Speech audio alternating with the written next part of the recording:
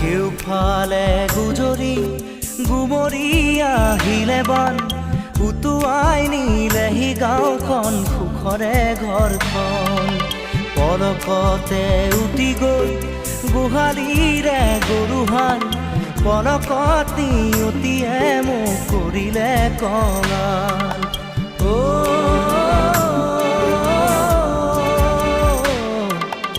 উটুৱাই নিলেহি গাঁওখন সুখৰে ঘৰখন কেউফালে গুজৰি গুমৰি আহিলে বান